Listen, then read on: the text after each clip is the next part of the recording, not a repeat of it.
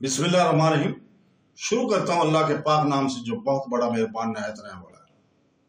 दोस्तों, बहनों, भाइयों, बुजुर्गों, अस्सलाम वालेकुम। हम आपको अपनी सीरीज मुस्लिम विरसा और इस्लामी स्कॉलर्स में खुशामदीद कहते हैं। आज हम अबू बकर मोहम्मद बिन खैर इब्ने उमर बिन खलीफा अल सबीली की स्वाने याद को बयान कर रहे हैं।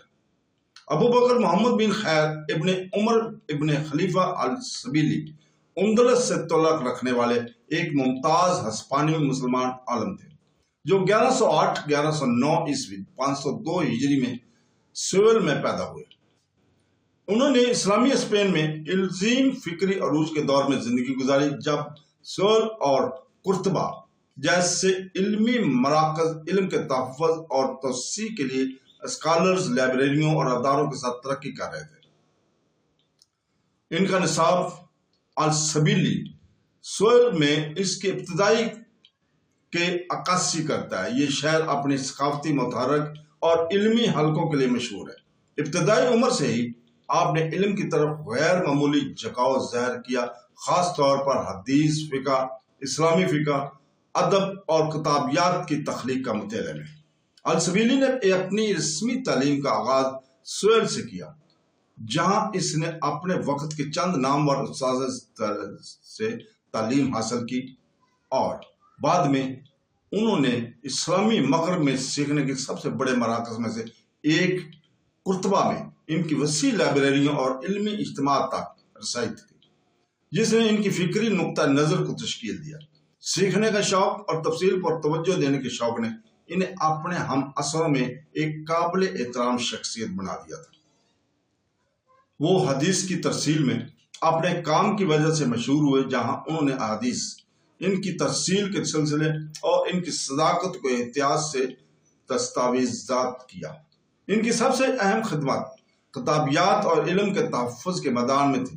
इनके सबसे मशहूर तसनीफ फ़हरिस्त इब्ने खैर अल सबीली को इस्लामी दुनिया की किताबों और मुसन्निफ़ीन का एक यादगार कैटलॉग समझा जाता है। ये तारीफ बहुत तारीखी अहमियत की हासिल है, क्योंकि इसमें न सिर्फ इल्मी कामों की फहरिस्त दी गई है, बल्कि इसमें उलमा के स्वानी तफसीलात भी फराहम की गए हैं, जिससे इस्लामी स्पेन के फिक्री विरसे को महफूज रखने में मदद मिलती है।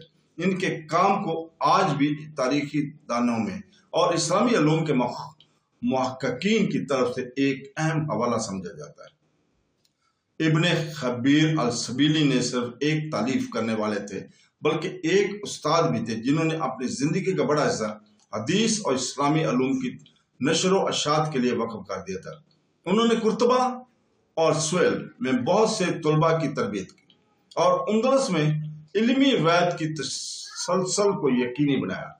इल्म के तहफ़्फ़ुज़ के लिए इनकी लगन और हदीस के अदब के तहफ़्फ़ुज़ में इनके किरदार ने इन्हें 12वीं सदी के स्पेन के अहम दानिशवरों में से एक बना दिया। इनका इंतकाल 70 साल की उम्र में 1179 ईस्वी 574 हिजरी में कुर्तबा में हुआ। इनकी मौत पर इनके तलबा, साथी, उलमा और अंदलस के वसी तर दानिशवर तबके ने गहरे गमों का इज़हार किया। इन्हें कुर्तबा में दफन किया गया, एक शहर जो इनका दूसरा घर और इनके इल्मी काविशों का मरकज़ बना था।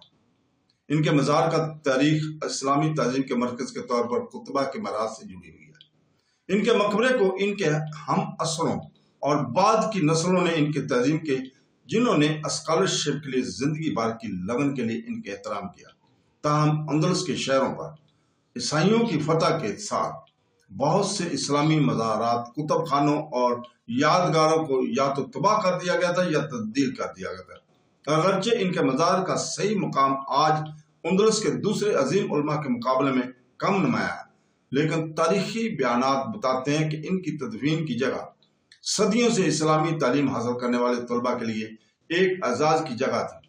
बाद के कुछ मुसलमान मौरखीन ने नोट किया कि अल सबीली जैसे उलमा की कब्रों पर जाना अंदलस के इल्म की शान और मराज की याद दहानी का काम करता है। आज अबू बकर मोहम्मद बिन खैर अल सबीली को अंदलस में मारूफ किताबियात, नागारों और हदीस के اسکالر میں سے ایک کے طور پر یاد کیا جاتا ہے۔ ان کے کام نے اسلامی اسپین میں دانشوروں سرگرمیوں کا ایک وسیع ریکارڈ محفوظ کیا، اس بات کو یقینی بنایا کہ آنے والی نسلیں پہلے کے علماء کے ناموں، کتابوں اور تعلیمات تک رسائی حاصل کر سکیں۔ ان کی لگن، سویل اور قرطبہ کے علمی جذبے کی عکاسی کرتی ہیں، اور شہر جو کبھی اسلامی سنہری دور کی روشنی کے طور پر کھڑے تھے، اگرچہ ان کے مزار اب اتنا نمایاں نہیں ہے، لیکن ان کی علمی میراث اسلامی اسپین کی تاریخ اور عالمی علم میں ان کی شراکت کو روشن کرتی ہے۔ تو دوستو، اس کے ساتھ ہی ہم کل تک کے لیے اجازت چاہتے ہیں، اور کل ہم انشاءاللہ تعالی اسی وقت آپ کے سامنے عبداللطیف البغدادی کی سوانحیات اور ان کے مزار کی تاریخ کو بیان کریں گے۔ کل تک کے لیے اجازت، اور آخر میں ہم اللہ تعالیٰ سے دعا کرتے ہیں کہ وہ ہمیں قرآن پاک اور حدیث نبوی پر عمل کرنے کی توفیق عطا فرمائے۔